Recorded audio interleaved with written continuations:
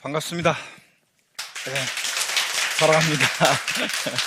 자, 오늘도 역시 저와 함께하는 명불허전 감동세법 우리 기본이론 강의 7주차 종강입니다. 그래서 시간 빨리 가죠, 여러분들. 네, 벌써 이렇게 또 순환이 벌써 돌았습니다. 그래서 다음 순환부터 또 이제 또 시간이 빨리 갑니다. 그래서 여러분들이 이제 본격적으로 잘 빠짐없이 이렇게 가랑비에 옷 젖듯이 이렇게 매일매일 꾸준히 하는 게 제일 좋습니다. 그래서 1년에 그 초시 동차 합격하고 싶다 그러면 그냥 지금부터 그냥 차분하게 계속 꾸준히 공부하는 게 제일 좋습니다. 그날 공부한 거 그날 복습하고 이런 식으로 하는 게 제일 좋습니다, 여러분들.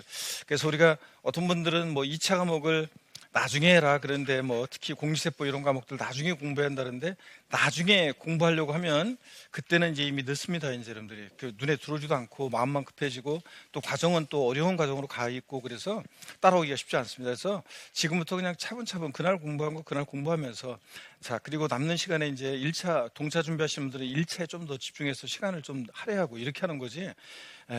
뭐 민법 학교는만 공부하고 이런 식으로 하다가는 나중에는 큰 낭패를 봅니다. 그래서 전 과목을 그냥 그날 배운 거 꾸준히 그냥 그날 공부한 거 그날 배운 거 살짝 복습하고 그날 공부한 거 그날 복습하고 이렇게 하는 게 제일 좋습니다, 여러분들.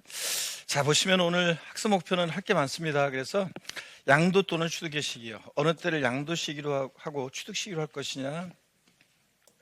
양도 숙세는 보유 기간이 중요합니다. 그래서 몇 년 보유하느냐, 그 보유한 판정할 때 어느 때를 취득 시기로 하고 양도 시기로 하느냐, 이거에 따라 보유한이 달라져서 중요하고, 또 지난 시간에 말씀드렸다시피 양도 또는 취득 시기는 또 2, 3년에 한 번씩 나오는데 34회 시험에 나왔기 때문에 제가 35회는 소홀히 하면서 나올 가능성이 낮다 그랬는데 올해 나올 가능성이 높습니다. 근데 오늘은 가장 기본적인 것만 보고 예외적인 것들은 이제 다음 심화 과정에서 본격적으로 볼 거고요.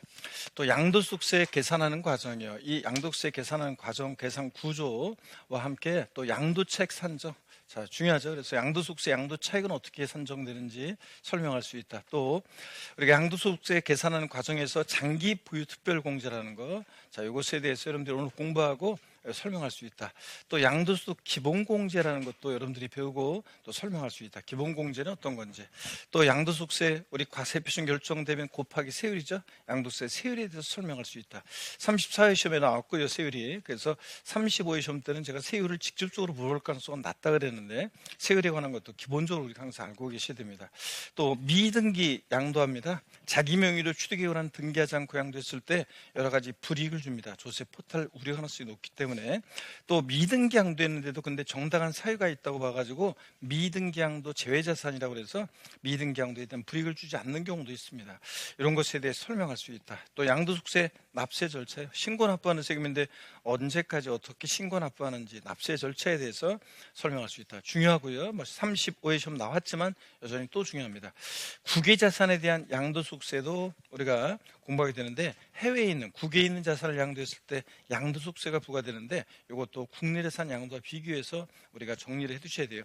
35회 시험 때는 이제 제가 나올 가능성이 높아졌다 그랬는데 나왔습니다. 그래서 국외재산 양도세 36회 시험은 35회만큼은 아니지만 그래도 우리가 잘 보셔야 되는 내용입니다. 그래서 이런 것들을 우리가 테마로 오늘은 아주 디테일하고 세부적인 것들을 공부하기보다는 큰 줄거리 위주로 이렇게 쭉쭉 보면서 양도세 틀을 잡고 심화 과정에서 이제 살붙여서 이제 세부적인 내용들을 공부할 예정입니다. 자, 그러면 먼저요. 양도속세, 양도미 취득 시기 어느 때를 양도 시기, 취득 시기로 하느냐. 기본서 279페이지 여러분 펴놓으시고요. 자, 이거는 이제 우리가 4회 시험 때 나왔어요. 그래서 35회 시험은 제가 출제 가능성이 높지 않다 그랬는데, 그런데 좀 소홀히 했죠. 근데 오늘 이번 36회 시험 대비해서는 양도 또는 취득 시기가 또 출제 가능성이 높아졌기 때문에 잘 보셔야 되는 중요한 부분입니다.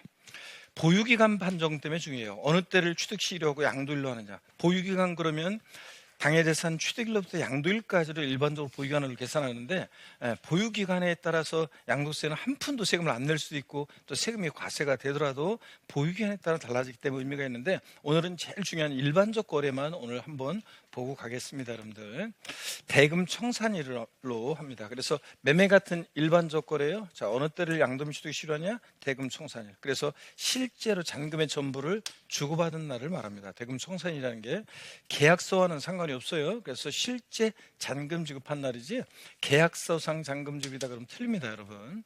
그 다음에 예, 요거는 이제 나중에 우리가 보기로 하고요. 자, 등기 접수일이 되는 경우가 있어요. 어떤 경우냐? 대금 청산일이 분명하지 않다. 자, 대금 청산일이 실제 잔금 지급된 날이 분명하지 않다 그러면 등기 등록 접수일 명의개소일이요.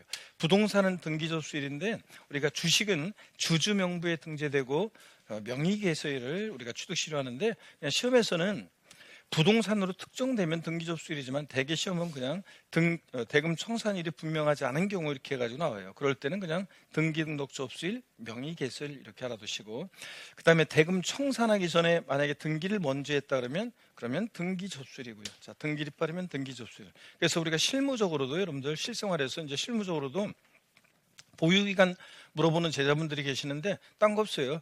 실제 잔금 지급한 날하고 등기 접수일하고 비교해서 빠른 날을 양도세상의 취득시기 양도시기로 합니다. 자, 우리가 또 그래서 이걸 일단 스토리로 한번 기억해 볼까요, 여러분? 매매 같은 일반 조건의 원칙 언제다? 대금 청산일. 계약서와 상관없고 대금 청산일이 불분명하다 그러면 등기 등록 접수일 명의개소일. 대금 청산 전에 등기했다 그러면 등기 접수일. 이겁니다. 이건 기억할 수 있잖아요. 원칙 언제? 대금 청산일. 불분명하다? 등기 등록 접수일 명의개소일. 대금 청산 전에 등기했다는 언제고? 등기 접수일이고. 자, 그래서 이렇게 알아주시고, 그러면 이게 어떤 건지 사례로 잠깐 한번 볼게요, 여러분들. 우리가 자, 이거 어떤 얘기냐면, 자, 우리 갑이란 사람과 을이라는 사람이 부동산을 매매합니다. 자, 갑과 을이 부동산을 매매한다. 그러면 한번 보세요. 매매하는데 계약한 날이 계약한 날이 2025년 만약에 3월 10일이에요. 근데 계약서상으로 잔금 지급하기로 한 날은 2025년 3월 만약에 이게 4월 달로 할까요? 계약서상의 잔금 지급일은 4월 만약에 20일입니다. 근데 실제로 대금이 청산된 날은 2025년 4월 25일이고요. 그 다음에 을명의로 등기가 된 날은 등기 접수일은 2025년 만약에 5월 만약에 이게 28일이라고 하겠습니다, 여러분들. 자, 그러면 을 입장에서요, 여러분, 양도소득세상의 취득 시기는 언제냐? 자, 취득한 날 언제입니까, 여러분? 네? 취득한 날 언제예요?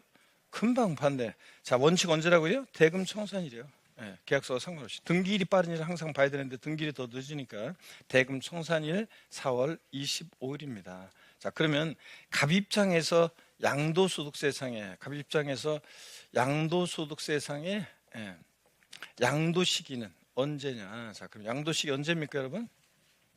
네? 자, 대금 청산일 이날이 갑 입장에서는 이날이 양도한 날이고 을 입장에서는 이날이 뭐한 날이고 취득한 날이고, 매매의 경우는 자, 양도자와 양수자가 만나가지고 자, 이 4월 25일 날 갑은 양도한 날이고 을은 뭐고 취득한 날이죠. 예, 그래서 을이 그걸 갖고 있다가 나중에 다른 사람한테 팔 때 취득일을 어느 때로 하느냐? 4월 25일. 갑은 어느 날이 양도일이고 이날이고 대금 청산. 그래서 같다는 거예요, 여러분들. 그래서 제목 자체가 양도 또는 취득시 이렇게 돼 있잖아요. 자, 그래서 이런 거라는 거. 만약에 근데 대금 청산일이 만약에 이번에 이렇게 하겠습니다. 대금 청산일이 만약에 불분명하다. 대금 청산일이 불분명해요. 자, 그러면 대금 청산일이 불분명하다. 자, 그럼 언제입니까, 여러분? 그러면 등기 접수일 5월 28일. 등기 접수일이 5월 28일이 이게 이제 취득일도 되고 또 갑 입장에서는 이 날이 양도일도 되는 거고요. 그렇죠, 여러분들? 자, 그러면 이번엔 또 이렇게 하겠습니다. 대금 청산일이 만약에 이번에는요, 대금 청산일이 똑같이 아까처럼 2025년 4월 만약에 2025년 4월 20 만약에 5일로 하고요. 등기일은 자, 이렇게 5월 28일이 아니라 이번엔 등기일을 이렇게 하겠습니다. 만약에 요거를 자, 4월 만약에 2025년 4월 만약에 15일로 하겠습니다. 그럼 이 사례에서 자, 을 입장에서 양도소득세상의 취득시기는 언제가 됩니까, 여러분? 4월 15일. 등기 접수일이 빠르니까 등기 접수일이죠. 원칙 대금 청산일인데 대금 청산일 전에 등기했으니까 언제? 등기 접수일. 자, 그래서 이렇게 해서 4월 15일이 되는 거고. 이해되십니까, 여러분? 이렇게 해서 양도민 취득시기 우리가 살펴봤습니다. 자, 그러면 계속 이어서 우리가 한번 보도록 하겠습니다. 교재를 보시면 그래서 양도민 취득 시기는 일단 별표시는 여러분 2, 3년에 한 번씩 출제가 되는 건데 이거 2, 3년에 한 번씩 출제가 되는데 올해는 중요한데 다만 이제 취지는 제가 말씀드렸고 보유기한이 중요하다는 거. 자, 오늘은 일반적 거래만 오늘 보고 갑니다. 우리가 이제 특수한 거래의 경우는 다음에 보기로 하고 오늘 일반적 거래만 보고 갑니다. 원칙적으로 언제라고요? 대금 청산일. 실제 잔금의 전부를 주고받은 날. 그래서 자산의 양도 차익을 계산할 때 양도 또는 취득 시기는 해당 자산의 대금 청산한 날로 한다. 그런데 이 대금 청산일의 대금에는 해당 자산의 양도에 대한 양도세 및 부가세액을 양수자가 부담하기로 약정한 경우, 원래 양도세는 양도자가 내는 세금인데 양수인이 그래 내가 너 양도세 낼 거 내가 부담해 줄게. 이랬을 때 이 양도세 및 부가세액은 대금 청산일의 대금에서 여러분요, 이 대금 청산일의 대금에서 양수자가 부담하기로 한 양도소득세를 여기 보면 양수자가 부담하기로 약정한 경우에 해당 양도세 및 부가세액은 이 대금 청산일의 대금에서 어떻게 한다? 제외합니다, 여러분. 당연한 것이 이걸 막 이해 못하는 분들이 계시는데 만약에 대금 청산일에 양수인이 부담하기로 한 양도세까지 청산됐을 때를 취득시로 한다? 그럼 말이 안 되는 것이 보유기간이 판정이 돼야지 양도세가 나중에 계산되는데 보유기간 판정할 때 양수인이 부담하기로 한 양도세를 여기다 포함시켜서 이것까지 청산됐을 때를 취득시로 한다. 말이 안 되는 거죠, 여러분들? 그래서 제외하고요. 바꾸면 뭐 포함한다고 바꿀 수 있겠지만 제외하고. 그 다음에 여기를 이제 잘 보세요. 대금 청산한 날이 분명하지 않다. 분명하지 않다 그러면 등기부, 등록부, 명부 등에 기재된 등기등록 접수일, 명의개소일이요. 이렇게 대금 청산이 불분명하다 그러면 등기등록 접수일, 명의개소일. 대금 청산 전에 등기했다 그러면 언제라고요? 등기접수이고요. 등기접수. 이렇게 해서 여러분들이 딱 이렇게만 오늘 가장 기본적인 것만 알고 가시면 그 다음에 이제 이렇게 저가 줄근 대로 똑같이 줄긋고요. 그 다음에 이제 특수한 거래의 경우는 우리가 다음 순환에 본격적으로 보도록 하겠습니다. 오늘은 7주로 좀 요번에 8주에 하지 않고 7주로 줄면서 조금 이렇게 이 정도 가장 기본적인 것만 보고 줄거리 위주로 가겠습니다. 쭉 넘어갑니다. 다 심화 과정 때 다음 과정에서 다 제가 하나하나 다 알려드릴게요. 그 다음에 비과세 양도소득인데요. 여러분, 이 비과세 양도소득도 34회 시험 때는 독립한 문제로 이걸 물어봤었고 또 35회 시험 때는 종합 문제 속에서 지문한 줄 나왔어요. 지문한 줄 나왔는데 36회 시험에서 또 지문한 줄 나올 수 있습니다. 그래서 올해 또 중요한 개정 내용도 있고 그런데 오늘은 비과세가 뭔지 용어 설명드리고 비과세 소득의 종류만 좀 소개해 드리도록 하겠습니다, 여러분들. 한번 보세요. 비과세라는 게 어떤 거냐? 그러면 비과세라는 게 그러니까 비과세라는 것은요, 과세권자가 과세권 아예 포기하는 거예요. 그래서 비과세는 용어 설명 잠깐 드리면 우리 취득세 할 때 살짝 제가 말씀드렸잖아요. 비과세는 아예 얘는 세금 계산조차 하지 않고 과세권자가 과세권을 포기합니다. 그래서 요거는 비과세하게 해달라고 신청할 필요가 없습니다. 신청을 요하지 않습니다. 아예 과세권자가 과세권을 포기하는 거고요. 근데 감면이라는 것은 지방세 할 때 말씀드렸죠. 깎아주거나 면제하는 건데 요거는 세금 계산을 하고 또 그 다음에 요거는 반드시 감면 신청서를 제출해야 돼요. 그래야지 감면을 받을 수 있습니다. 주로 국세는 조세 특례 제한법에 엄청나게 많이 나와 있고 또 그 다음에 또 지방세는 지방세 특례 제한법에 엄청 많이 나와 있는데 주로 우리 시험은 비과세가 나오고요. 감면은 8년 제촌 자격농지라든가 그런 것들이 10년에 한 번 정도 언급되는 나오는 그런 정도입니다. 그래서 우리는 비과세를 중심으로 공부하시면 되겠고요. 그럴 때 우리 한번 보겠습니다. 여기 보시면요, 여러분 문제 한번 풀어보고 갑니다. 비과세 보기 전에 핵심 꼭 출제 상지문 함께 문제를 풀어볼까요, 여러분? 네, 좋습니다. 풀어보시면 대금을 청산한 날이 분명하지 아니한 경우에 등기부, 등록부, 명부 등에 기재된 등기등록 접수일, 명의개소일을 취득시로 한다. 금방 맞네요. 먼저 대답하지 말고 동시에 얘기합니다. 하나, 둘, 셋. 맞습니다. 그래서 대금 청산한 날이 분명하지 않다, 불분명하다 그러면 언제라고요? 등기부, 등록부, 명부 등에 기재된 등기등록 접수일, 명의개소일. 그렇죠, 여러분들? 네, 요거. 그 다음에 또 봅니다. 양도세, 비과세 금방 용어 설명 드렸고요. 우리 비과세는 이제 중요한데 자, 이따가 이제 줄 거드리겠지만 비과세 중요하고요. 별표 3개짜리고 일단 한번 보겠습니다. 양도소득세가 비과세되는 소득의 종류를 먼저 말씀을 드리면요.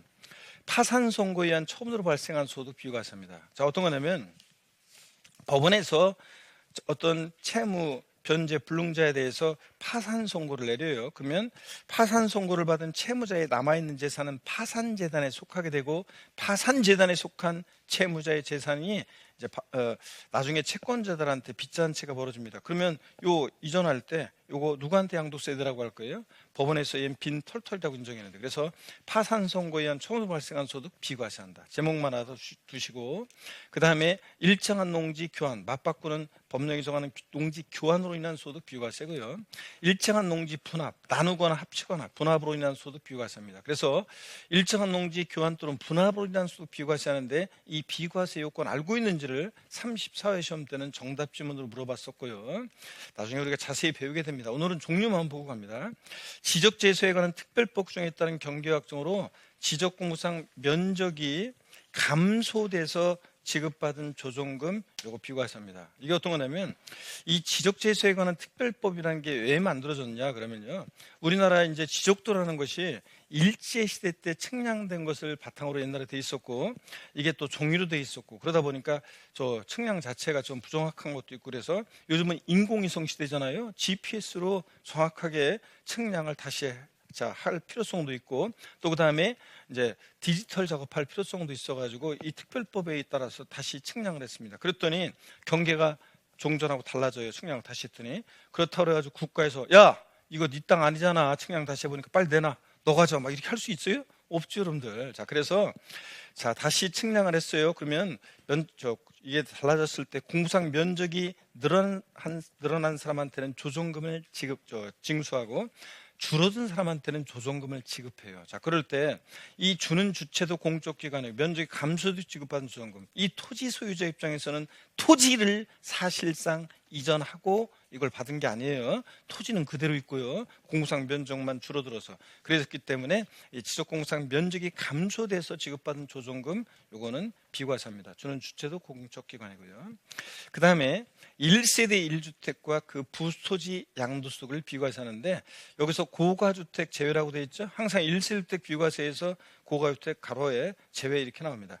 여러분, 고가주택이라는 것은 나중에 자세히 우리가 배울 건데 다음 순환에요. 실거래가액이 12억을 초과하는 주택을 우리가 고가주택이라고 합니다. 기준시가 아니에요. 기준시가로 바꿔 시험에 나온 적도 있는데, 기준시가 아니고 실거래가액이, 실제 양도한 가액이 얼마예요? 12억 초과하는 주택입니다. 딱 12억까지는 고가주택이 아닙니다. 그래서 고가주택에 해당되면요, 1세대 1주택 비과세를 배제해요. 그럼 잠깐 한번 보실래요, 여러분들? 고가주택 나중에 우리 다음 순환에 자세히 배울 건데, 고가주택이다 그러면 양도소득세에서의 고가주택은요, 여기 이제 정확히 얘기하면 양도소득세에서 고가주택이다. 그러면 고가주택은 실지거래가 합계액이, 실지거래한 가액이 12억 원을 초과하는 주택입니다. 딱 12억까지는 고가주택이 아니에요. 초과하는 주택이고, 얘가 1세대 1주택 비과세 요건을 갖추고 있어도 고가주택은 1세대 1주택 비과세를 배제합니다. 1세대 1주택 비과세 배제해요. 근데 나중에 이제 배우는 것이, 실지거래가액 12억까지는 고가주택이 아니잖아요. 초과하는 게 고가주택이죠. 그러니까 1세대 1주택 비과세권 갖춘 고가주택을 양도할 때 양도책 전액 비과세를 배제하는 것은 아니고, 실거래가 12억을 기준으로 해가지고 12억을 기준으로 해서 비과세권 갖춘 고가주택이다 그러면 12억까지는 비과세를 해주고, 12억을 초과하는 부분은 과세를 해요. 그래서 양도책 전액 과세도 아니고 또 전액 비과세도 아니고, 비과세를 배제해서 과세긴 과세인데, 다만 양도책 계산할 때 12억까지 비과세인 걸 빼주기 위해서 이제 안분 계산해요. 나중에 그런 계산 문제도 우리가 연습할 거고요. 비과세권 충족하는 고가주택을 양도했을 때 양도책 구하는 거 우리가 나중에 연습합니다. 어떻든 간에 오늘은 실거래가 12억을 초과하는 주택이 고가주택이라는 거, 12억까지는 아니에요. 초과해야 되고, 1세대 1주택 비과세권 갖췄어도 비과세 해준다 안 해준다? 안 해준다. 그래서 이 정도만 여러분이 딱 딱 알고 가시면 되겠습니다. 오늘은. 자, 그래서요, 1세대 1주택과 고가주택 제외하고 그 부소지 양도소득 소득 비과세 하는데, 여러분 주의할 것은 1세대 1주택 양도소득만 비과세 하는 게 아니라 일정 면적까지 주택과 함께 양도되는 일정 면적까지 주택 부소지 양도소득을 비과세합니다. 그때 비과세되는 주택 부소지 범위는요, 요거 잠깐만요. 그 전에 그거 좀 이따가 제가 설명드리고, 일단 비과세 소득의 종류 요거부터 일단 딱 여러분 줄줄 깨고 있어야 됩니다. 자, 다음 중 그래서 우리 34회 시험 때는 얘네들이 지문에 다 나왔어요. 얘네들이 지문에 쭉 다 나왔었는데, 자, 그리고 이제 농지 교환불환 소득 비과세 요건도 나오고 막 그랬었는데요. 자, 어떻든 간에 일단 종류부터 알고 갑니다. 먼저 비과세 소득 종류. 파산 선고에 의한 처음으로 발생한 소득 비과세합니다. 일정한 농지 교환 또는 분할을 위한 소득 비과세합니다. 또 지적재소에 관한 특별법 규정에 따라 경계각정으로 면적이 증가가 아니고 감소돼서 지급받은 조성금 비과세합니다. 이거 주는 주체도 공적기관이고 토지를 실제 주고받은 건 아니기 때문에. 그 다음에 1세대 1주택과 그 부소지 양도소득을 비과세합니다. 그래서 비과세 소득의 종류 얘들 딱 알아두시고요. 이 두 개를 2번과 3번을 합치면 사실 종류는 4가지가 되는 건데요. 자, 요거 하고요. 비교할 게 뭐냐면 일정한 농지 대토로 인한 소득이나 8년 제촌 작용 농지 양도소득은 얘가 조세 특례 제한법상 면제 대상이지 비과세 소득이 아닙니다. 그래서 여러분들요, 다음 중 소득세법상 비과세 소득이 아닌 거, 그래서 얘네들 들어있으면 얘네들 골라야 돼요. 자, 8년 제촌 적용 농지 양도소득이나 농지 대토로 인한 농지 양도소득은 얘네들은 자, 비과세 소득이 아니라 조세 특례 제한법상 감면소득, 즉 면제 대상 소득입니다, 여러분. 그래서 비과세하고 면제는 아까 다르다고 그랬죠? 감면은 비과세 소득이 아니라는 걸 꼭 주의하시고요. 자, 그 다음에 1세대 1주택과 함께 양도되는 일정 면적까지 주택 부소지 양도소득을 비과세하는데, 비과세되는 주택 부소지 범위는요, 여기 한번 보세요. 국토의 계획 및 이용에 관한 법률 규정에 따른 자, 도시지역 내 토지 중에서 다음에 따른 배율을 그래가지고 도시지역 내 수도권 내 토지 중에서 주거지역, 상업지역, 공업지역 내에 있는 토지는 자, 주택, 건물 깔고 있는 건물 정착 면적의 3배까지 비과세합니다. 자, 건물 정착 면적 3배까지. 그 다음에 도시지역 내 나머지요, 수도권 내 토지 중에서 녹지지역 내 토지라든가, 또 도시지역 내인데 수도권 밖의 토지라든가, 얘네들은 몇 배요? 5배까지 비과세합니다. 자, 그리고 그 밖의 토지, 그래서 도시역 밖의 토지는, 도시역 밖은 건물 정착 면적의 10배까지 비과세합니다, 여러분. 자, 그래서 1세대 1주택 비과세는 주택과 함께 양도되는 일정 면적까지 주택 부소지 양도소득도 비과세하는데, 비과세되는 주택 부소지 범위가 자, 도시 지역 내, 수도권 내, 주거지역, 상업지역, 공업지역 몇 배? 3배까지 비과세고, 이것만 주의하시면 되네요. 그러니까 나머지 도시지역 내인데 나머지는 자, 5배요. 그래서 수도권 내 토지 중에서 도시역 내 수도권 내 녹지지역이라든가 수도권 밖이라든가 나머지는 5배. 그 밖의 토지, 도시역 밖은 몇 배? 10배까지 비과세한다. 이렇게 해서 여러분들이 또 알아두시고 3배 요거만 주의하시면 돼요, 여러분들. 자, 그래서 여기까지 말씀드렸습니다. 자세한 우리가 비과세 내용들은 우리가 다음에 보기로 하는데요. 일단 교재를 잠깐 여러분 보시면요. 우리가 교재를 잠깐 보시면 개요는 그냥 읽어보는 거예요. 한번 읽어볼게요. 그냥 줄 글 필요 없어요. 소득세는 소득세법에 규정된 모든 소득에 대해서 과세함을 원칙으로 하지만 공익상 또는 정책상의 이유로 일정한 소득 또는 일정 소득 중 일정 금액을 소득세 과세에서 제외시키고 있다. 과세 이추행 국가가 과세권을 포기한 비과세 소득에 대해서는 소득세 납세 의무가 성립되지 않으므로 납세자의 신고나 신청의 절차나 세무상의 행정적 처분이 필요 없고 요건만 충족되면 당연히 과세에서 어떻게 한다? 제외합니다. 그러니까 자, 1세대 1주택 비과세 같은 비과세의 경우에는 확실한 비과세 소득은 우리가 신고할 필요도 없고, 우리가 또 과세권자가 아예 과세에서 제외합니다, 여러분. 비과세하게 해달라고 신청할 필요도 없고요. 자, 그 다음에 비과세 양도소득의 종류 한번 보겠습니다. 다음의 소득에 대해서는 양도세를 과세하지 않는다 그랬는데, 다만 나중에 이제 배우는 건데요. 등기된 곳으로 의제하는 것에, 보는 것에 해당하지 않는 미등기 양도세의 경우나 자기 명의로 취득에 관한 등기하지 않고 양도했다거나 업계약서나 다운계약서, 허위계약서를 작성한 경우에는 비과세를 적용하지 않습니다. 자, 비과세 소득의 종류를 보면 먼저 파산 선고에 의한 처분으로 발생한 소득 비과세한다고 그랬죠. 그 다음에 일정한 농지 교환 또는 분합으로 발생한 소득 비과세한다고 그랬죠. 자, 그래서 요거 그 다음에 1세대 1주택과 고가주택은 제외하고요. 그에 딸린 토지로서 건물이 정착된 면적의 지역별로 배율, 아까 배웠죠? 지역별로 배율 곱해서 산자간 면적 이내의 토지 양도로 발생한 소득. 그러니까 줄여서 1세대 1주택과 그 부수토지 양도로 인한 소득 비과세입니다. 비과세되는 주택 부수토지 범위는 여러분 보세요. 도시지역 내에 수도권 내의 주거지역, 상업지역, 공업지역은 몇 배까지? 3배까지 비과세. 이걸 주의하시고 나머지 도시지역 내는 몇 배요? 5배. 나머지 도시지역 내는 5배. 그 밖의 토지, 도시역 밖은 몇 배? 10배까지 비과세합니다. 여러분들. 이렇게 해서 딱 알아둡니다. 그리고 입주권에 대한 것은 일단 신경 쓰지 마세요. 여러분 우리가 조합원 입주권도요 갖고 있으면 주택 수 계산에 포함을 시킵니다. 1세대 1주택 비과세 계산할 때 입주권은 주택 수 계산에 포함해요. 그리고 원칙적으로 주택 하나가 있고 입주권 하나가 있다가 주택을 양도하면 1세대 2주택 양도로 과세합니다. 근데 입주권에 관한 자세한 내용들은 시험에 안 나오고 있어요. 그런데 나중에 심화과정이나 이럴 때 살짝 제가 알려드릴게요. 입주권에 대한 거 신경 쓰지 마시고, 자, 지적재해소에 관한 특별법 중에 따라서 경계확정으로 쫙 밑줄이죠. 지적공사상 면적이 뭐해서요? 감소돼서, 면적이 감소돼서 지급받은 조정금, 요거는 뭐한다? 비과세입니다. 그래서 비과세 소득 입주권 빼놓고 요까지만 딱 이렇게 기억합니다. 또 일정한 농지 대토로 인한 소득이라든가 8년 제천 장농지 양도에 대한 양도세는 요거는 비과세 소득이 아니라 뭐다? 감면 소득이다. 면제 대상 소득이다. 조세 특례 제한 법상. 그래서 비과세 소득이 아니라는 걸 주의합니다. 얘네들. 비과세 소득하고 구별하시고. 좋습니다. 그러면 이제 우리가 이제 자세한 이제 양도세 비과세, 특히 1세대 1주택 양도세 비과세라든가 물론 농지 교환 또는 분합이나 소득 비과세라든가 이런 것들은 자세히 제가 다음에 순환에 이제 자세히 비과세에 관해서 알려드릴 예정입니다. 근데 여러분 뭐 하나 제가 좀 살짝 알려드리고 가려고 하냐면요. 295페이지를 보세요. 기본서 295페이지를 보시면 기본서 295페이지요.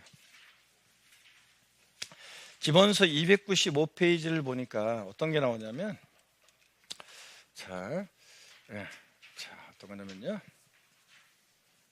주택이 두 채예요. 그런데도 1세대 1주택 양도로 보는 그 특례가 있습니다. 여러분들 295페이지 보시면 주택이 두 채인데도 그중에 먼저 양도한 주택에 대해서 1세대 1주택 양도로 봐서 비과세 받을 수 있는 특례가 있습니다. 나중에 이제 자세히 배울 건데 뭐 1식 2주택이라고 해서 종전주택 팔고 이사 가려고 신주택 취득해. 신주택 취득일부터 종전주택을 몇 년 내 양도해야지 비과세냐. 그러면 우리 취득세 할 때 제가 살짝 알려드린 것 같은데 취득세나 종합부동산세나 양도소득세에서 일시적 2주택 나왔다. 몇 년 내 양도로? 몇 년? 3년으로 기간 다 통일됐다는 거죠. 그걸 또 말씀드렸는데 그거 나중에 이제 다시 배울 건데 오늘은 제가 지금 뭘 살짝 얘기를 하려고 하냐면 개정된 게 있어요. 자, 혼인으로 인한 1세대 2주택 요게 이제 이번에 개정이 되는데 여러분 보세요. 요게 개정이 되는데 혼인으로 인한 1세대 2주택 공부했던 분들 자 혹시 계시면 자 1주택을 보유하는 자 요것만 살짝 알려드리고 다음 순환에 강조 드릴게요. 1주택을 보유하는 자가 1주택을 보유하는 자와 혼인함으로써 1세대 2주택을 보유하게 되는 경우요. 자, 여러분 남자가 장가오면서 집 한 채, 여자가 시집 오면서 기특하게 집 한 채. 그래서 2주택이 됐을 때 이런 때는 혼인한 날로부터 요거 몇 년이요? 10년이요. 요거. 자, 그래서 요게 여러분요. 개정 아니라고 돼 있는데 이미 개정이 됐어요. 안자를 지워요. 개정이 됐습니다. 그래서 혼인한 날부터 몇 년? 10년 내. 먼저 양도하는 주택은 이를 1세대 1주택으로 보아서 비과세 규정을 적용한다. 그래서 여러분, 자, 이게 이제 10년으로 개정이 됐다는 거, 10년으로 개정이 됐다는 거. 그래서 5년이었다가 이게 10년으로 개정이 됐어요. 개정 안에서 안자를 지우세요, 여러분들. 책 쓸 때는 확정이 안 됐었는데 이번 11월 달에 이제 개정이 돼서 자, 여러분 그래서 혼인함으로 인한 1세대 2주택이 됐을 때는 혼인한 날부터 몇 년 내? 5년이었다가 이제 10년 내 양도하면 1세대 1주택 양도로 봐서 비과세 받을 수 있습니다. 그래서 이게 노부모 60세 이상의 직계존속 동고봉양도 이게 10년인데 그거하고 일치시키기 위해서, 그래서 1주택을 보유하고 1세대를 구성하는 자가 60세 이상의 직계존속을 동고봉양하기 위해서 세대 합쳤을 때 효도 과정이 불이익을 받으면 안 되겠죠. 그래서 1세대 주택이 됐을 때는 세대 합친 날부터 역시 몇 년이요? 10년 내. 먼저 하는 주택은 이를 1세대 주택으로 보아서 비과세 규정을 적용합니다. 그래서 10년인데, 요거 혼인도 혼인도 우리가 이제 요것도 개정이 돼서, 이번에 개정이 돼서 혼인도 10년으로 개정이 됐습니다. 5년이었다가. 요거만 한번 이렇게 보고 가겠습니다, 여러분들. 좋습니다. 나머지 자세한 우리가 비과세에 관한 내용들, 이런 것들은 나중에 제가 자세히 알려드릴게요. 과감하게 쫙 넘깁니다, 여러분들. 과감하게 쫙 넘기세요. 그리고 문제 한번 풀어보겠습니다. 아까 봤던 거. 핵심 콕 출제 상징은 함께 문제를 풀어보겠습니다, 여러분. 보시면 양도세를 부과하는 경우에 1세대 1주택 비과세가 배제되는 고가주택이란 기준시가 12억을 초과하는 주택을 말한다. 하나, 둘, 셋. 확실한 거예요? 그럼 다시 보겠습니다. 하나, 둘, 셋. 갑자기 막 바뀌고 그러는데, 참, X입니다, 여러분들.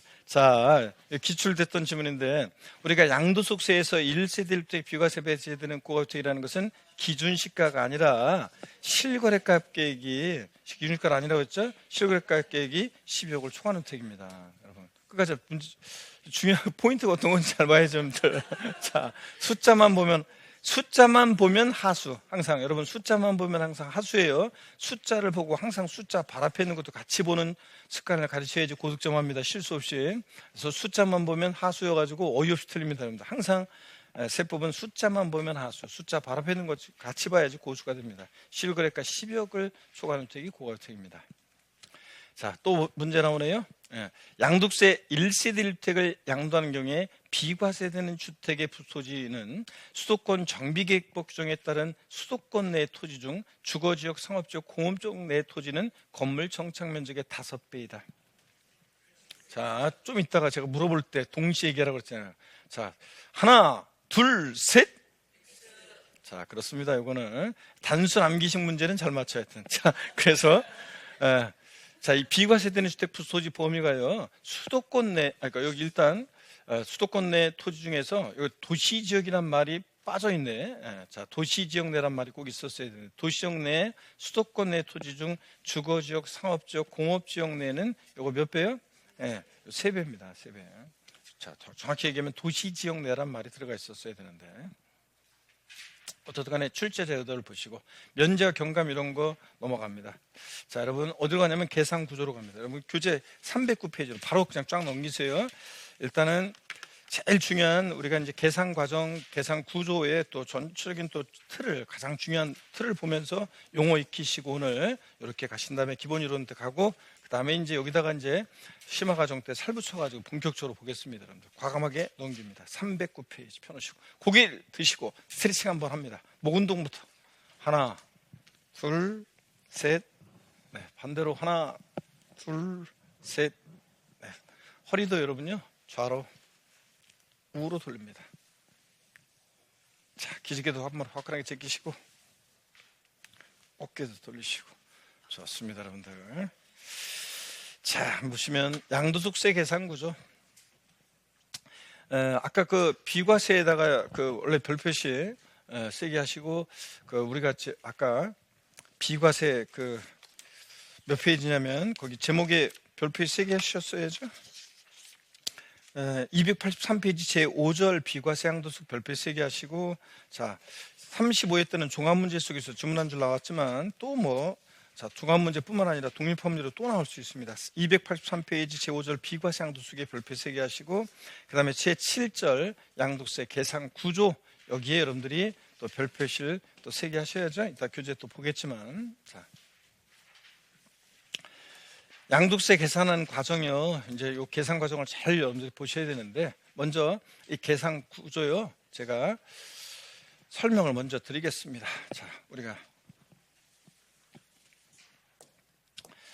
어떤 얘기냐면, 양도소득세 계산하는 과정을 제가 소개할 테니까 여기 잘 보세요. 계산 과정을. 양도세는 어떻게 계산하냐면 양도가액이요. 이번에 파는 가격, 양도하는 가액. 이 양도가액에서 필요경비라는 걸 빼요. 우리가 필요경비라는 걸 빼가지고 우리가 뭘 구하냐면 양도 차익을 구합니다. 양도가액에서 필요경비를 빼서 양도 차익을 우리가 이렇게 이제 구하게 됩니다, 여러분. 근데 필요경비라는 것은 취득가액이요. 내가 그 자산을 예전에 취득했던 취득가격 거기다가 이제 기타 필요경비라고 그래서 기타 필요경비를 빼가지고 우리가 이제 양도 차익을 우리가 구하게 되는데, 여러분 양도소득세는 양도소득이 있어야지 부과되는 세금이 양도소득이 있어야지, 그죠? 근데 정확히 얘기하면 양도소득세는 양도차익에 부과하는 세금입니다. 자, 1억에 사는데 1억에 팔았어요. 그럼 양도차익 0이지 뭐. 그래서 양도세 부과되지 않는 거고, 1억에 사는데 7천에 팔았다, 마이너스 3천, 양도차손, 양도세 부과되지 않겠죠? 그래서 양도소득세는 양도소득에 부과하는 세금인데 정확히 얘기하면 양도차익에 부과합니다. 양도가액에서 취득가액 등 기타 필요경비, 양도가액에서 필요경비를 빼서 양도차익을 구하고요. 구해진 양도차익에서 장기 보유 특별공제라는 게 있어요. 장기 보유 특별공제. 그래서 장기 보유 특별공제액이라는 것을 공제해요. 자, 그래가지고 우리가 뭘 구하냐면 양도소득금액이라는 것을 구합니다. 양도소득금액. 자, 그러면 여러분요, 양도소득금액 이렇게 구하는데 제가 한번 물어볼게요. 개인적 입장이 아니라 국가적 입장에서 한번 생각해 보세요. 사람들이 부동산을 대개 장기 그러면 양도세에서는 3년 이상을 얘기하는데 장기 보유하다가 파는 것이 국가적 입장에 좋겠습니까? 아니면 단기, 대개 1년 이내를 얘기하는데 단기 보유하다가 파는 게 국가적 입장에서 좋겠는지 그냥 개인적인 견해를 얘기하면 돼요. 자, 잠깐만 기다리세요. 자, 나는 생각해 보건데 국가적 입장에서 봤을 때 사람들이 장기 3년 이상 장기 보유하다가 파는 게 국가적 입장에서 좋겠다. 자, 생각하시는 분, 장기. 아니다, 나는 사람들이 국가적 입장에서 봤을 때 단기 1년 이내 보유하다가 파는 것이 자 좋겠다라고 생각하시는 분, 단기. 뭐 손 안 드는 사람은 그냥 또 뭐 굿이나 보고 떡이나 드시겠다 이거 지금. 아 진짜. 자, 다시 한번 묻겠습니다. 난 장기. 아니다, 단기 보유하는 게 좋다. 좋습니다. 단기 쪽이 좀 더 의견이 많으신데 여러분요. 자, 그러면 단기 보유하는 게 좋다. 자, 한번 생각해 보겠습니다. 그러면 얘기 한번 해볼게요. 사람들이 부동산을 샀어요. 산 사람이 팔면서 한두 달 만에 팔면서 손해보고 안 팔겠죠? 얹어서 팝니다. 또 산 사람이 한두 달 만에 얹어서 팔겠죠? 또 얹어서 팔고 얹어서 팔고 얹어서 팔고 그러다가 이거 아닌데 그래가지고 거품이 팍 꺼지면 나라 전체에 큰 문제가 생기겠죠, 여러분들? 5억 하던 집이 10억으로 뛰었다가 그게 다시 5억으로 떨어지면 여러분, 은행은 10억에 9억 10억에 상투 잡은 사람들 완전히 망하는 거고, 개인뿐만 아니라 은행도 거기에 맞춰 대출해주는 은행도 부실화되겠죠. 자, 그렇기 때문에 국가적 입장에서는 단기 보유하다가 파는 게 별로 안 좋습니다. 장기 보유하면서 거래가 활성화되는 게 우리한테도 공인중개사한테도 제일 좋습니다. 자, 그래서 장기 보유하는 게 국가적 입장에서 좋은데 말로만 장기 보유라고 하면 뭐예요? 메리트가 있어야지. 그래서 장기 보유자에 대해서 장기 보유를 유도하고 우대해주기 위해서 보유기간에 따라 특별히 공제하는 것, 이게 장기 보유 특별공제입니다. 아시겠습니까, 여러분? 그 다음에 양도책에서 장기 보유 승액을 공제해서 양도소득 금액 구했어요. 구해진 양도소득 금액에서 양도소득 기본공제액을 공제해서 우리가 뭘 구하냐면 양도소득 과세표준금액을 구합니다. 드디어 여러분 과표가 나왔네요. 과세표준 결정됐어요. 그럼 곱하기 세율이지 뭐. 자, 지방세나 국세나 과세표준 결정되면 곱하기 세율에서 우리가 산출세액을 구하게 됩니다. 자, 이 산출세 구한 이하 과정은 중요하지가 않아요. 뭐 여기서 세액공제하고 감면세 같은 거 있으면 빼가지고 뭐 결정세 구하고, 신고나 불성실에서 가산세 중되는 게 있으면 합해가지고 총결정세 구하고, 기납부한세 빼서 납부할세 구하고 뭐 이런 과정인데 안 중요하고요. 여러분들이 요 산출세 구하는 과정까지가 중요하고요. 근데 특히 이 과세표준 구하는 과정이 복잡하잖아요. 그래서 이 과세표준 구하는 과정까지를 무조건 여러분이 외우셔가지고 처음에 머릿속에 딱 이게 항상 있어야지 우리가 계산 과정을 직접적으로 묻는 문제도 나오고요. 또는 응용 문제도 우리가 해결할 수 있고, 또 계산 문제 풀 수 있고, 그렇기 때문에 또 공부한 내용을 체계적으로 정리하기 위해서도 그렇고 항상 이 계산 과정이 머릿속에 딱 있어야 됩니다. 자, 어떻게 이걸 외우냐면요. 계산 과정을 처음에 자, 양도가액에서 필요경비를 빼서 양도차익을 구하고 장기부등재액을 공제해서 양도소득금액 구하고 기본공제액을 공제해서 양도소득 과세표준 금액을 구합니다. 그래서 가필, 차장, 소, 기, 관대요. 차장, 요 양도차익과 장특공제 요게 중요합니다. 차장 이게 중요한데, 차장 그러면 어떤 단어가 연상되는지 가만히 계세요. 여러분들 제가 물어볼 테니까 차장이란 단어를 들으면 어떤 게 연상되냐. 우리 맨 끝에 이속분단 맨 끝에 그때는 차장이란 단어를 들었다. 어떤 게 제일 뭐가 연상이 돼요? 본인, 예, 예? 회사 부장 아래 차장, 예, 자 떠오른다고 하죠. 자 근데 자, 차장이라는 단어를 들으니까 뭐가 떠올라요? 예. 버스 차장이 떠오르죠? 자, 여러분 보세요. 20대나 30대 초반까지는 제가 차장이라는 단어를 들으면 뭐가 연상되냐면 회사 부장 아래 차장이 떠오른대요. 근데 40대, 50대, 60대 분들은 묻지도 않았는데 옆에 끼어들어가지고 버스요, 버스 그러면서 버스 차장이 떠오른답니다. 이 가운데도 제가 보니까 절반 이상이 지금 버스 차장 떠올랐죠? 머릿속에. 자, 그러면 이제 나는 좀 연식이 좀 됐구나 이렇게 생각하면 돼요. 자, 버스 차장. 여기서 차장은 버스 차장이에요. 예전에 20대 초반에 아리따운 처녀가 지방에서 상경에서 도시에서 버스 차장이라고 있었는데 지방 집에서 연락이 왔어요. 동생 학비 모자라는데 돈 좀 붙여달라고. 근데 자 돈이 없어요. 월급날은 멀고 돈은 없고. 그럼 뭘 해야 돼? 가불이 필요한 버스 차장. 월급을 가불하죠. 가불이 필요한 버스 차장은 원래 경리과로 가야 되는데 양도세 소득세에서 어디로 가냐? 소기과로 갑니다. 그래서 자 여러분들 어떻게 외우냐? 시작. 가필 차장 소기과입니다. 항상 이게 머릿속에 있어야 되고 오늘 요 주요 이제 용어들을 쭉 배우게 될 건데 계산하는 과정을 쭉 배우게 될 건데 다 끝난 다음에는 집에 들어갈 때는 사람들이 있나 보고서 사람들 있는 데서 저기 하면 이상하게 생각하니까 없나 보고 없으면 가필 차장 소기과 하면서 자 집에 갑니다. 다 같이 큰 소리로 시작. 가필 차장 소기과고 가 양도가액에서 필요경비를 빼서 차 양도차익 구하고 차 장기부등재액을 공제해서 소 양도소득금액 구하고 기 기본공제액을 공제해서 과세표준 구합니다. 과표 결정되면 곱하기 세율에서 산출세이고요. 자, 한 번 더 과세표준 구하는 과정. 자, 다 같이 또 외워봅니다. 시작. 가필 차장 소기과 이겁니다. 그러면 보면서 대답해 보세요. 양도소득세 계산 과정에서 양도소득금액을 구하는 경우에 맨 마지막으로 공제되는 것은 양도소득 기본공제액이다. 하나, 둘, 셋. 다시요. 양도소득세 계산 과정에서 양도소득금액을 구하는 경우에 맨 마지막으로 공제되는 것은 양도소득 기본공제액이다. 하나, 둘, 셋. 자, 입이 모아지는 분들은 자, 여보세요. 양도소득세 계산 과정에서 요 양도소득금액을 구하는 경우에 맨 마지막으로 공제되는 것은 장기부특별공제액이지 기본공제액은 양도소득 과세표준금액을 구할 때 맨 마지막으로 공제되는 거고. 그쵸, 여러분들? 이렇게 해서 자, 그 다음에 시험에 또 나왔던 것이 정답집으로 나왔던 것이 양도소득세 산출세액은 잘 보세요. 양도소득세 산출세액은 양도차익에서 장기부특별공제와 양도소득 기본공제액을 공제한 금액에 해당 세율을 적용한다. 맞습니까? 네. 양도세 산출세액은 양도차익에서 장기부특별공제와 기본공제를 공제한 금액에 해당 세율을 적용한다. 맞잖아요.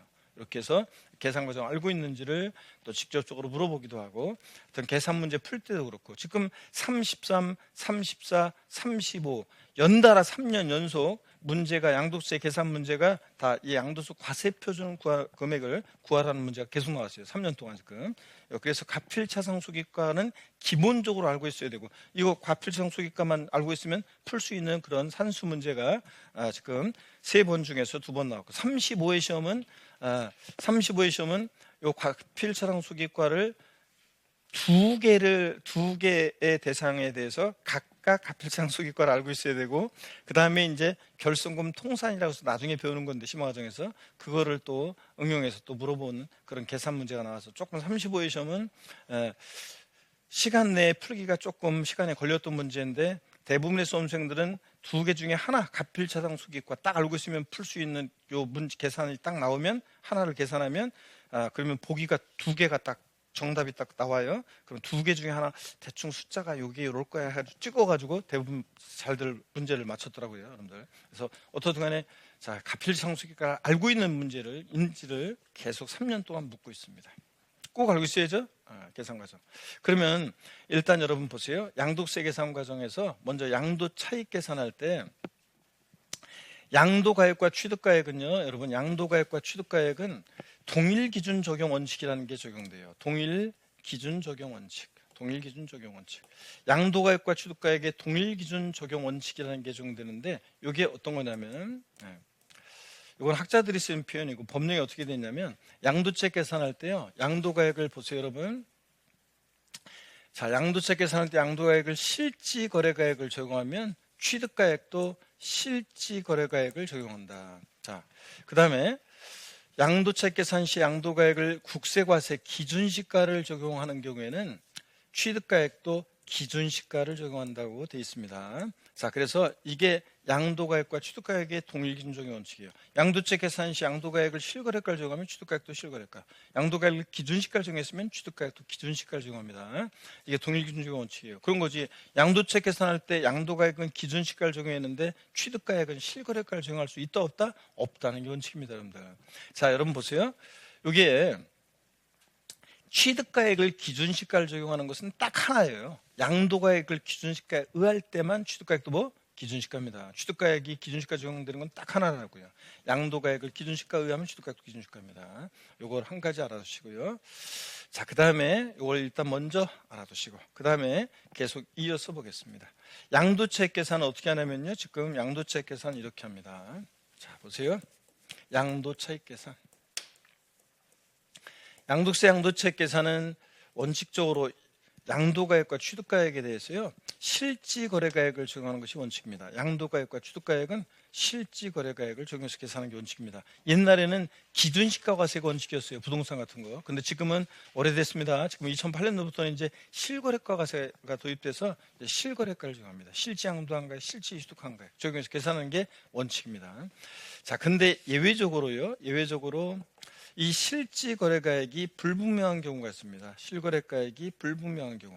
실거래가액이 불분명하다는 것은 과세당국에서 실거래가액을 인정할 수 없거나 그 다음에 이 양도가액과 취득가액을 인정할 수 없거나 또는 이 양도가액과 취득가액이 계약서나 증빙서류 등에 의해서 확인이 안 되는 경우입니다. 예를 들어서요. 나란히 아파트 101동, 101호, 102호, 103호가 있습니다. 똑같은 아파트, 똑같은 평형의 같은 층의 아파트입니다. 101호가 똑같은 면적인데 101호가 거래 신고해 오기를 1억에 거래했다고 신고해 오고 102호는 1억 200만 원에 거래했다고 신고해 오고 근데 103호가 5천만 원에 거래했다고 신고해 옵니다. 그러면 과세당국에서 인정할 수 없겠죠? 이 동네 시체가 있는데 자, 남존을 시켰는지 계약서가 아까 봐. 그랬더니 오다가 잃어버렸다는 둥 하면서 확인이 안 됩니다. 그러면 5천만 원을 할 수는 없잖아. 계산할 수 없잖아. 이럴 때는 어떻게 하느냐? 자, 실지양도가액과 취득가액이 계약서나 증빙서류 등에서 확인이 안 되고 불분명하다. 그러면 추계 방법으로요. 추계 방법으로 양도가액과 취득가액을 우리가 정하게 됩니다. 추계 방법으로. 요거 알고 있는지를 시험에서 여러 번 물어봤는데요. 어떻게 추계해서 양도가액과 취득가액을 적용하냐면 자, 먼저 매매 사례가액을 적용합니다. 매매 사례가액이 뭔지는 교재 다 있고 그러니까 듣기만 하세요. 매매 사례가액이라는 것은 이 자산의 양도일 또는 취득일 전후로 해서 3개월 내에요. 이 자산의 양도와 동일성, 유사성 있는 그 사례가액, 그 매매 사례가액을 말하는데요. 103호 이 자산 양도일 전후로 해서 3개월 내에 만약에 101호 1억 102호 1억 200에 거래했어요. 그러면 103호 너도 1억에 거래했을 것이다. 이런 식으로 매매 사례가액을 적용합니다. 요거 적용할 수 없으면 요 매매 사례가액이 없을 때는 감정가액을 적용하는데요. 자, 보세요. 취득일 또는 양도일 또는 취득일 전후로 해서 3개월 내에 2개 이상의 공신력 있는 감정기관의 감정가액의 평균액이 있으면 그 감정가액의 평균액을 적용합니다. 물론 기준시가 10억 원 이하 자산은 하나의 감정평가법인이 평가한 것으로 할 수도 있습니다. 감정가액 적용하고. 근데 감정가액이 없다? 그러면 환산 취득가액이라는 걸 적용합니다. 여러분, 환산 취득가액. 이 환산 취득가액이라는 게 뭐냐면요, 이 환산 취득가액은 어떤 때 적용되는 거냐면 취득 당시 실지 거래가액 등이 불분명할 때 합니다. 여러분, 지금은요 실거래가세가 도입된 지 오래됐고 지금은 실거래가 시스템이 정착이 됐잖아요. 다 실거래가 신고해야 돼요, 여러분들. 그처럼 과태료 제재받고요. 근데 취득 당시 실거래가액이 불분명할 때 어떻게 하느냐? 여러분이 2, 3년 전에 부동산을 취득했어요. 저 계약서 잃어버려가지고요 실거래가액 모르겠어요. 그래서 저는 저 환산 취득가액으로 계산하려고요. 이런 거 안 통해요. 자, 1990년대 후반에 있죠. 저한테 왜냐하면 지금은 실거래가 신고하면 그게 다 국토교통부에 여러분 전산입력되고 실거래가 전산입력되고 국세청에 통보돼서 실거래가 전산입력 다 돼 있고 등기부에 등재도 되고 그렇기 때문에 지금 계약서 잃어버렸는데요. 나 그래서 실취득한 거 모르겠는데 이런 게 안 통하는데 1990년대 제가 부동산을 샀는데 저한테 판 사람은요 그 당시에 기준시가과세가 원칙이어서 양도세를 신고할 때 기준시가로 그 사람 양도세 신고했어요. 저는 그 당시에 취득세도 시가표준액으로 신고하는 게 관행해서 취득세 시가표준액으로 신고했어요. 이번에 계약서 잃어버렸어요. 그러면 실지 거래한 가액이 취득한 가액이 확인이 돼야 하는데 안 되지. 그럴 때는 어떻게 하느냐, 취득가액을 환산한 가격으로 구하게 되는데 환산 가격은 어떻게 구하냐면요, 보세요. 환산 취득가액은 어떻게 구하느냐, 환산 취득가액은 이번에 파는 양도 당시 실지 거래가액이야. 없으면 매매 사례가액 감정가액을 적용합니다. 여기다가 양도 당시 기준시가분의 취득 당시 기준시가를 곱해서 구합니다. 여러분, 기준시가를 가지고 실거래가를 이제 환산한 가격인데, 저를 보세요. 자, 만약 이런 거예요. 이번에 파는 양도 당시 실거래가액이 이번에 실지 파는 가격이 3억이에요. 근데 양도 당시 기준시가는 2억이고 취득 당시 기준가 1억이다. 3억의 2분의 1이니까 환산 취득가액은 얼마? 1억 5천. 이런 식으로 취득가액을 환산한 가격으로 구하게 됩니다. 매매 사례가액, 감정가액이 없을 때는. 이 적용 순서는 우리가 임의적으로 정할 수 없어요. 법에 딱 정해져 있어요. 매, 감, 환 순서요. 또는 근데 극히 외적으로 이제 기준시가가 또는 기준시가 이렇게 해서 적용됩니다. 취득가액을 기준시가로 하는 것은 딱 하나라고 했어요. 아까 양도가액을 기준시가 의할 때만 취득가액도 기준시가예요. 양도가액에 의해서 취득가액이 결정되는 것이지 취득가액에 의해서 양도가액이 결정되는 것은 아닙니다. 자, 이렇게 해서 여러분들 매, 감, 환 또는 기준시가입니다. 어떤 경우에 추계 방법으로 양도가액과 취득가액을 정하냐고요? 양도 당시 또는 취득 당시 실거래가액이 불분명, 즉 인정되지 않거나 계약서 등에 의해서 확인이 안 될 때 이렇게 양도가액과 취득가액을 추계해서 정합니다. 매, 감, 환 또는 기준시가로요. 근데 이거는 양도가액 또는 취득 당시 실거래가 분명한 경우고, 자, 콕 집어서 여러분요, 이거 알고 있는지를 시험에서 여러 번 물어봤는데 여기 보세요. 콕 집어서 추계 결정 경정 어떻게 하느냐. 추계 결정 경정. 과세권자가 세금계산할 때는 결정한다고 하고 고치는 게 경정인데 결정, 적용을 어떻게 하는지 한번 보겠습니다. 먼저요, 콕 집어서 시험에서 양도 당시 실거래가액이 불명하다. 양도가액이 불명할 때 양도가액은 어떻게 추계 결정 경정하냐고 물어보면 매매 사례가액, 감정가액, 기준시가를 순차로 적용합니다. 매감기.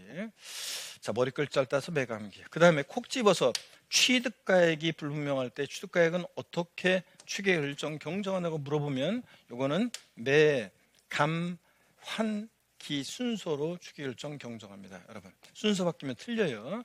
매매 사례가액, 감정가액, 환산 취득가액, 기준시가예요. 그럼 요거 알고 있는지를 시험에서 어떻게 물어봤는지 쭉 기출이 됐던 걸 제가 한번 읊어볼게요. 여러분들, 요거 알고 있는지를 여러 번 물어봤는데, 들어보세요. 기출됐던 것만 쭉 읊어볼게요. 양도 당시 실거래가액이 확인되지 않는 경우 양도가액은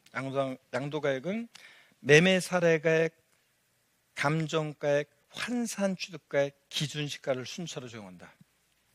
제가 매감한기라고 그랬죠? 환산 취득가액 들어서 틀리고, 환산 취득가액은 취득 당시 실거래액 불명할 때 하는 거니까 매감기인데 매감한기라고 바꿨고, 또는 양도 당시 실거래가액이 불분명한 경우 양도가액은 기준시가, 감정가액, 매매 사례가액을 순차로 적용한다. 기간매? 아닙니다. 매감기인데 순서 바꿨죠 제가. 또 취득 당시 실거래가액이 불명한 경우 취득 당시 가액은 매매 사례가액, 환산 취득가액, 감정가액, 기준시가를 순서로 정한다. 제가 이거 뒤바꿨죠? 매환감기로 매감환기인데, 그죠? 자, 그 다음에 또 보세요. 또 그 다음에 취득 당시 실거래가액이 확인되지 않는 경우 취득가액은 매매 사례가액, 감정가액, 기준시가를 순차로 정한다. 제가 매감기라고 그랬죠? 환산 취득가액 쏙 빼서 틀렸고, 또 시험에서 나온 게 환산 취득가액은 양도가액을 추계할 때 적용하는 것이지 취득가액을 추계할 때 적용하는 것이 아니다. X입니다. 뒤바꿨죠? 환산 취득가액은 양도가액을 추계할 때 적용하는 게 아니에요. 취득가액을 추계할 때 적용하는 것이지 양도가액을 추계할 때 적용하는 것이 아닙니다. 이해되십니까 여러분? 요까지 이런 얘기들. 자, 그러면 요거 알고 있는지 시험에서 여러 번 물어봤고, 자 다시요. 양도 당시 실거래가액 불명하다. 양도가액은 어떻게 추결적인 경정한다? 매, 감, 기. 취득 당시 실거래가액 불명할 때 취득가액은 어떻게 추결적인 경정한다? 매, 감, 환, 기 순서입니다. 그러면 우리요 요거 자 잠시 우리가 이제 요거 쉬었다가요. 제가 요거 계산 구조 309페이지 여기부터 교재 쭉 줄거드리면서 설명드리겠습니다. 잠깐 쉬겠습니다.